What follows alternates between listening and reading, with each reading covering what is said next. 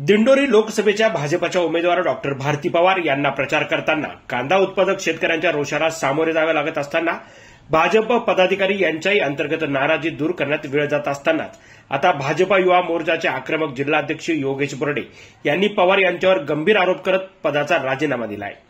उमेदवार बदलाची मागणी त्यांनी यावेळी केली। डॉक्टर पवार यांनी पदाधिकाऱ्यांची नाराजी दूर करण्याऐवजी आपल्याला फोन करत माझी तक्रार राष्ट्रीय अध्यक्षांकडे करा, माझी उमेदवारी रद्द करा, प्रचारात येऊ नका, तुला माझ्याशी दुश्मनी घ्यायची आहे का, अशी आरेरावीची भाषा केल्याने व्यथित होत बर्डे यांनी राजीनामा दिला आहे। मतदारसंघातील पदाधिकारी नाराज आहेत, तरी पक्षाने ही जागा जिंकायची असेल तर उमेदवारी बदलण्याची मागणी योगेश बर्डे यांनी केली आहे। त्यांनी जिल्हाध्यक्ष सुनील बच्चाव यांच्याकडे राजीनामा दिलाय। 2 दिवसांपूर्वी दिंडोरीत प्रचाराचा शुभारंभ ऐनवेळी रद्द करावा लागला होता।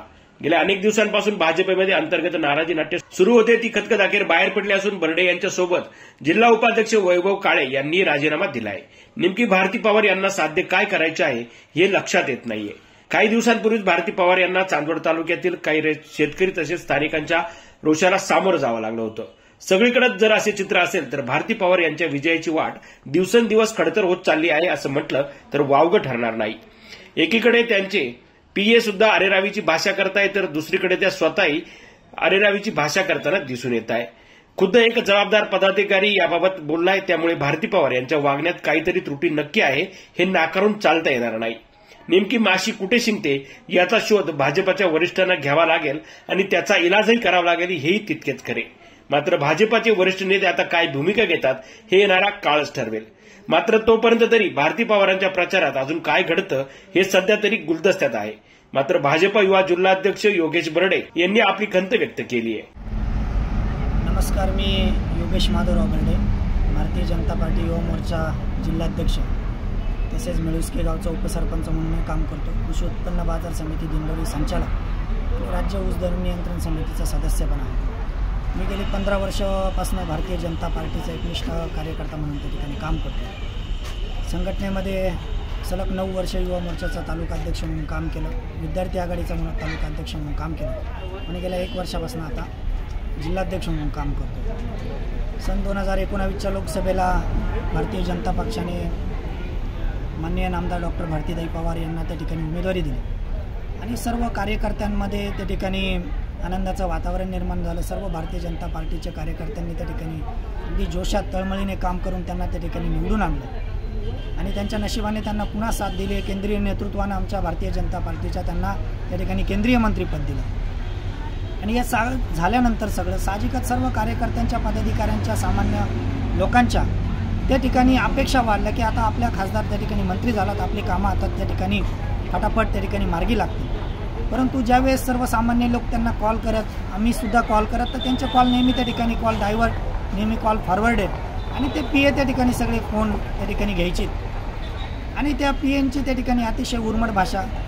ताईंना वेळोवेळी आम्ही हे सांगण्याचा प्रयत्न केला की लोकांना त्या ठिकाणी कार्यकर्त्यांना पदाधिकाऱ्यांना चांगली वागणूक आपल्या ऑफिसमध्ये मिळत नाही, परंतु त्या कुठल्याही पद्धतीने ऐकण्याच्या मनस्थितीमध्ये अजिबात नाही। त्या सतत त्या लोकांचीच त्या ठिकाणी बाजू घेत राहिल्या।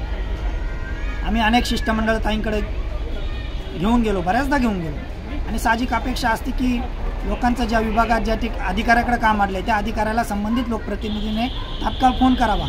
इतर लोकप्रतिनिधी अशाच पद्धतीने काम करतात, परंतु आमच्या लोकप्रतिनिधीकडनं सरळ त्या ठिकाणी आम्हाला अशी उत्तरं दिली जायची का तुम्ही त्या ठिकाणी जाऊन तिथून मला फोन करा किंवा माझ्या पीएला फोन करा आणि मग त्या ठिकाणी कुठंतरी कार्यकर्ता ज्या उत्साहाने त्या ठिकाणी काम घेऊन गेलेला असतो, तर जे लोक सोबतचे असतात त्यांच्यासमोर त्या ठिकाणी बऱ्याच माझ्या भारतीय जनता पार्टीच्या आमच्या कार्यकर्त्यांना पदाधिकाऱ्यांना त्या ठिकाणी अपमानित व्हावं लागलं आणि अपमानित होऊन त्या ठिकाणून यावं लागलं। कुठल्याही अधिकाऱ्याला तात्काळ त्या ठिकाणी फोन केले गेले नाही आणि गेल्या 8 दिवसापूर्वी त्या ठिकाणी दिंडोरीला आदरणीय जिल्हाध्यक्ष बच्चाव सरांनी त्या ठिकाणी संघटनेची बैठक आयोजित केली की त्या ठिकाणी आपण आता पक्षाच्या प्रचार यंत्रणेत सगळ्यांनी सहभागी व्हा, प्रचार यंत्रणा लावा आणि म्हणून कार्यकर्त्यांनी त्या ठिकाणी सर्वांनी भावना व्यक्त केल्या का आम्हाला 5 वर्षामध्ये जी वागणूक मिळाली त्याचा एकदा आम्हाला ताईंना समोर बसून या सगळ्या गोष्टी सांगायच्या आहेत, त्यामध्ये सुधारणा करणार आहेत की नाही त्यांनी आम्हाला एकदा समोर बसून सांगावं आणि कार्यकर्त्यांनी त्याची भावना व्यक्त केल्यानंतर आदरणीय जिल्हाध्यक्षांनी त्यांच्यापर्यंत तो मेसेज दिला आणि त्यांचा रात्री मला त्या दिवशी 11:30 वाजता फोन आला आणि अतिशय आरोगंट भाषेमध्ये माझ्याशी जवळपास 22 मिनिटं आमचा फोन चालला माझी तक्रार तुम्ही राष्ट्रीय अध्यक्षांकडे करा, माझी उमेदवारी रद्द करून आणा, ज्याला माझं काम करायचं नाही त्यांनी करू नका, माझी अशी इज्जत घालवायची कामं करू नका. मी म्हटलं कार्यकर्त्यांनी जर पक्षाच्या बैठकीत मन मोकळं नाही करायचं तर मग कुठे करायचं. परंतु अतिशय माझ्याशी तुला दुश्मनी घ्यायची का, तुला काय करायचं कर, ज्याला माझ्या विरोधात बोलायचं त्यांनी माझ्या प्रचारात सहभागी होऊ नका, अशा पद्धतीची भाषा वापरल्यानंतर माझ्यासारख्या स्वाभिमानी कार्यकर्ता त्या ठिकाणी गप्प राहू शकत नाही. म्हणून मी आज त्या ठिकाणी माझ्या जिल्हाध्यक्षपदाचा, माझ्या बूथ प्रमुख, शक्ती केंद्र प्रमुख पदाचा, माझ्या प्राथमिक सदस्यत्वाचा मी आज रोजी त्या ठिकाणी पक्षाचे आदरणीय बच्चाव सर यांच्याकडे त्या ठिकाणी मी राजीनामा ईमेल केलेला आहे, त्यांना व्हॉट्सअपद्वारे त्या ठिकाणी पाठवलेला आहे. यानंतर तरी भाजपाची भूमिका काय आणि भारती पवार नेमकी कसे वागतात यावर त्यांचे मतदारसंघातील अस्तित्व असेल की नसेल हे सुज्ञ मतदारच ठरवतील. जनजागर मराठीसाठी अमीन शेख, मनमाड. आता इंग्रजी माध्यमाच्या शाळेत प्रवेश घेण्यासाठी बाहेर जाण्याची गरज नाही. नांदगाव शहरात सुरू होतंय मराठा विद्या प्रसारक मंडळाचे horizon academy CBSE school.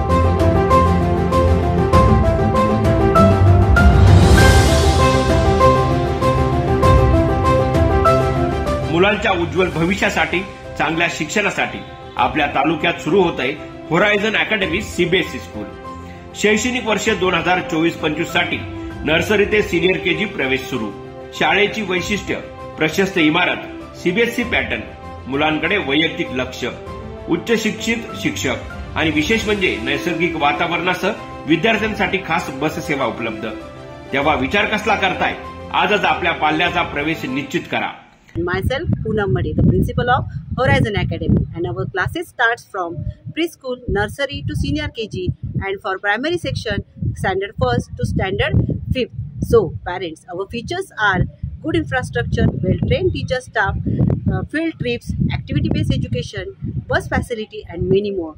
So, why are you waiting? Please come on the school and confirm your ward's admission. For more details, contact 9665914751. Thank you. Have a nice day. आदरणीय नितीनजी ठाकरे साहेब व संपूर्ण कार्यकारिणीचे मी नांदगाव तालुक्याचे सन्माननीय सभासद व नांदगाव तालुक्याच्या सर्व पालकांच्या वतीने आभार मानतो. नांदगाव तालुक्यामध्ये नव्याने सुरू होत असलेले होरायझन सीबीएसई पॅटर्नची स्कूल हे या शैक्षणिक वर्षामध्ये चालू होत आहे आणि प्रचंड असा रिस्पॉन्स या सीबीएसई स्कूलला मिळालेला आहे. खरं तर संस्थेचा होरायझन हा एक ब्रँड आहे. आज संस्थेचे या जिल्ह्यामध्ये जवळजवळ 14 ते 15 स्कूल्स या आहेत आणि नांदगाव तालुक्यामध्ये आज जर बघितलं तर जवळजवळ 300 ॲडमिशन पूर्ण झाले आहेत. भविष्यात रोज ॲडमिशनचा वेग वाढतो आहे. त्यानिमित्ताने खऱ्या अर्थाने मी संस्थेचे आभार यासाठी मानेल की होरायझन सीबीएसई स्कूलच्या निमित्ताने एक शैक्षणिक क्रांती ही नांदगाव तालुक्यात झालेली आहे. तर अवश्य मी नांदगाव तालुक्यातल्या सर्व पालकांना विनंती करेल की एकदा अवश्य भेट देऊन आपल्या पाल्याचा प्रवेश आजच निश्चित करावा.